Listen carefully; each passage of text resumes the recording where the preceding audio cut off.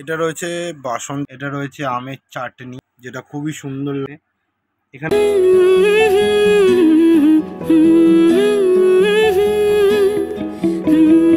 নমস্কার বন্ধুরা, তোমরা সবাই কেমন আছো? আশা করি তোমরা সবাই ভালোই আছো। তো অনেক দিন পর একটা বড় ভিডিও বানাচ্ছি তোমাদের সাথে, মানে আড্ডা দিতে চলে এসেছি। বড় ভিডিও বানানো হয় না, কারণ এতদিন ধরে পরীক্ষা চলছিল, তাই জন্য বানানো হয়নি। আর তাছাড়া এক কথা বারবার তোমাদেরকেও বলতে ভালো লাগে না যে বাবার শরীর খারাপের জন্য। তো যাই হোক, তো এখন যে ভিডিও করছি সেটার টপিকে আসা যাক। আজকে হচ্ছে গুরু পূর্ণিমা, আজকে হচ্ছে 21 তারিখ রবিবার। তো মা আজকে প্রচুর খাবার নিয়ে এসেছে। তো দেখা যাক কি কি খাবার নিয়ে এসেছে। তো তোমরা দেখতে থাকো আর সঙ্গে থাকো।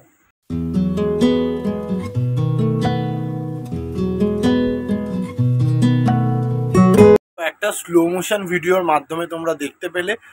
তাছাড়া আমি তোমাদেরকে দেখিয়ে দিই প্রপার বলে বলে যে কি কি খাবার রয়েছে, দেখতে থাকো। এটা রয়েছে বাসন্তী পোলাও, দেখতে পাচ্ছ, যেটা খুব সুন্দর দেখতে, কাজু কিশমিশ দিয়ে। এটা রয়েছে আমের চাটনি। এখানে রয়েছে পনিরের একটা তরকারি, যেটা খুবই সুন্দর লাগছে দেখতে। এখানে রয়েছে কষা আলুর দম।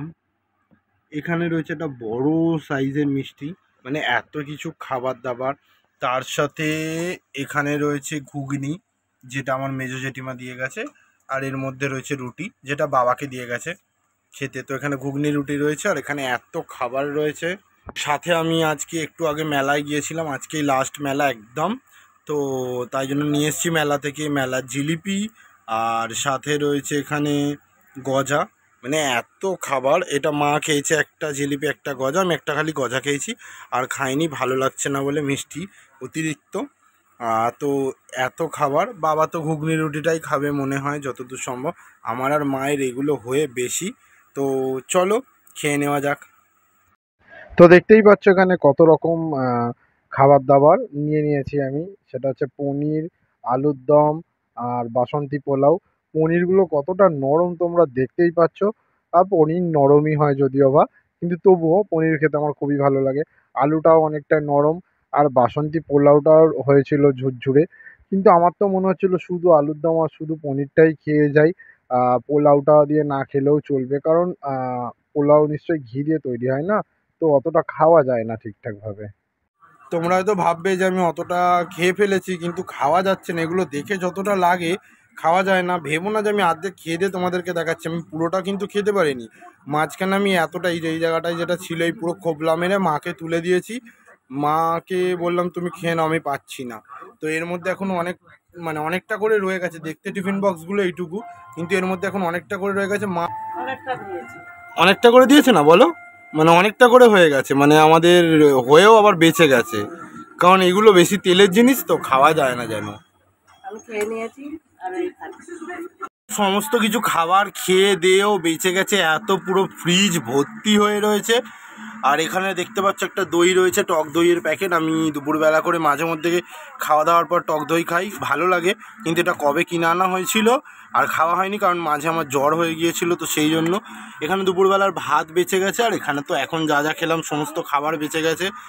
আর এখানে মিষ্টি আছে, আর না, এখানে রয়েছে পনির নিয়ে এসেছিলাম। পনির কিছুটা খেয়েছিলাম, আর কিছুটা রয়েছে। আর এইটা দেখতে পাচ্ছ, এটা দেখে ভেবো না আমাদের বাড়িতে কোনো বাচ্চা চলে এসেছে। এটা জনসেন্স বেবির একটা কী বলে, ওয়েট টিস্যু, যেটা দিয়ে আমি মাঝে মধ্যে মুখ পরিষ্কার করি, সেজন্য কিনে রেখেছি। আর ফ্রিজেই রয়েছে। আর এইটা কতদিনের পুরোনো একটা আখ, আর দুটো আপেল পচে গেছে, ফেলে দিতে হবে। যাই হোক, এই অবস্থা রয়েছে এখন ফ্রিজের। সাথে জিলিপি আর গজাটাকেও রেখে দিলাম ফ্রিজে। তো এই অবস্থা এখন ফ্রিজের অবস্থা, হালচাল।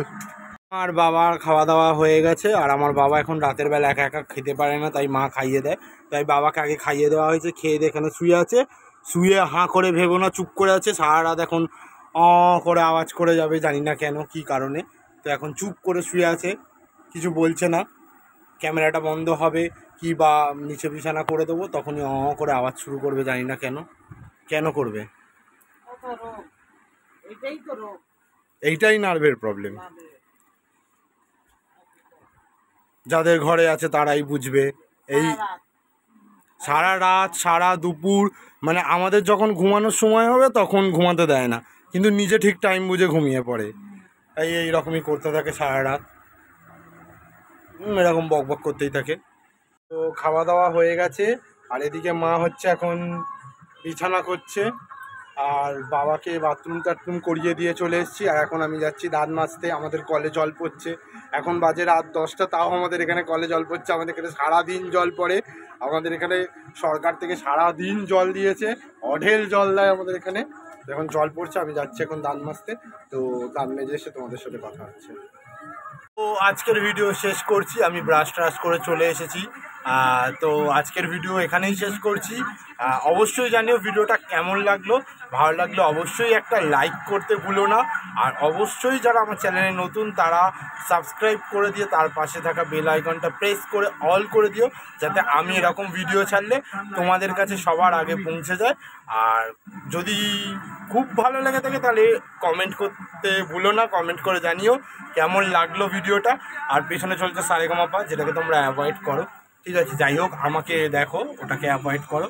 তো যাই হোক, আজকের মতো টাটা, দেখা হচ্ছে খুব তাড়াতাড়ি পরের একটা ভ্লগে, হচ্ছে পরের ভিডিওতে। ততদিন সবাই সুস্থ থেকো, সাবধানে থেকো এবং ভালো থেকো। চলো টাটা।